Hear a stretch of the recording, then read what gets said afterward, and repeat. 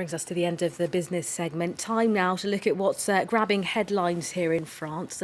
Lots of François Hollande, Florence. His hotly anticipated television appearance last night, which had some sceptical voters speaking out. That's right. And keep in mind that he's really facing some pretty low opinion ratings. According to a recent poll, 87% of French people think he's doing a pretty bad job with his presidency. They have a negative view of it. So he was facing a tough crowd, if you will, but he came out swinging yesterday, defiantly defending his track record as president. You can see the front page of West France here. That's a local paper based in Rennes. It's actually one of the newspapers that's the most read in France, actually. And you can see that photo there of Hollande during that televised appearance. And their editorial says, look, despite everything, he still believes in himself. At least he believes in himself. There's one soundbite that everyone's talking about, and that's at one point when asked if things are good in France. He said, no, things are not good, but they're getting better. And you can read all about that in Libération, which has that quote there. He says, ça va pas bien, mais c'est mieux. It's getting better. I love his optimism, and self-belief is as important as ever, but 87% of people not happy with you. It's a tad stressful. He may think things are getting better, but lots of papers here in France disagree. That's right. Le Parisien is one of the papers that wasn't really convinced by the president last night. Now, the show was called Citizen Dialogue, and Hollande was supposed to exchange ideas with 3 journalists and 4 citizens representative of France today. So there, for instance, was a business owner, a mother of a jihadist, a voter from the far-right National Front Party, and a young man who's participating in the Nuit Debout protests against the government. So it was supposed to be the citizen dialogue, but according to Le Parisien, it was more of a dialogue of deaf people. Essentially, Hollande wasn't really listening to this panel that he was supposed to be discussing with. He was just rambling on stubbornly, according to Le Parisien. And so if we take a look at that article again, it says that Hollande was just droning on yesterday. Le Figaro agrees with this analysis of the televised appearance yesterday. Essentially, Hollande didn't really answer any of their questions. He just kept quoting figures and statistics without really giving any solutions. And so you can see their headline. They said that Hollande was kind of a punching bag president. He was just taking all these punches. And their summary of the evening is this one. It was a weird evening. That's what they said.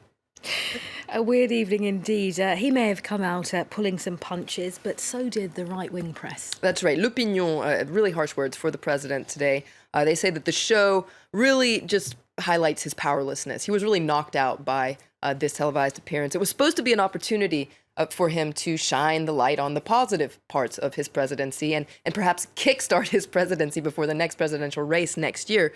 But it was a total flop, according to L'Opinion. It only highlighted the fact that he's completely out of touch with the country. You can see they're talking about Hollande, the technocrat, talking to French people. Now, the harshest words today come from Le Figaro in their editorial, right-wing paper. Not a big fan of François Hollande. If we take a look, they say he's incorrigible. He's never been lower in opinion polls. Even his own party is questioning him, and yet he's not changing. And on top of that, he's being all mysterious about whether or not he's going to run in next year's presidential election.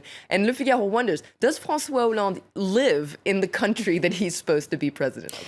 Perhaps not the best time to be mysterious.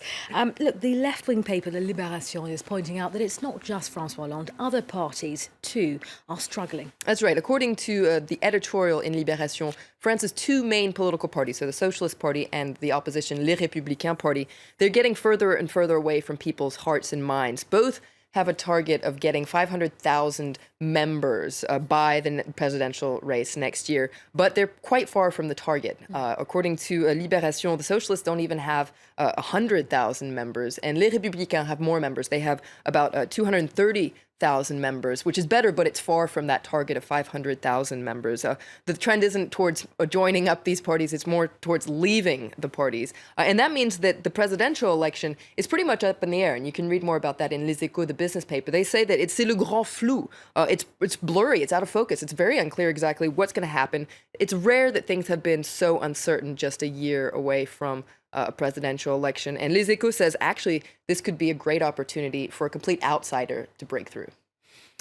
All right, well, let's move on a little bit. French papers are also looking closely at what's happening in Germany today. Now, there's been, the government rather, has agreed on a law to integrate refugees. That's right. It's a historic plan to integrate refugees. It's getting a lot of attention here in France. You can read more about all the details here in Le Figaro. So this new legislation requires refugees to learn the German language and some basic parts about German culture, and also look for jobs if they want to keep their benefits. Now, the German Chancellor Angela Merkel says that the idea is to essentially help asylum seekers get jobs in Germany. And this is a great idea, according to L'Opinion, the pro-business paper.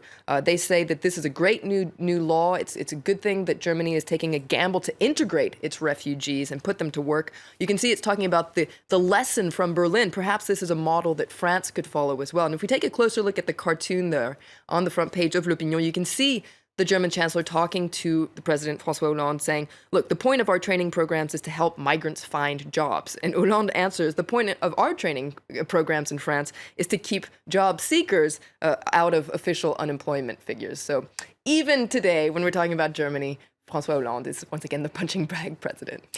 More president bashing, as you say, even when we're not talking elections. All right, Flo, thank you very much for that roundup of the French papers. We'll be speaking to you later, indeed, for the international papers.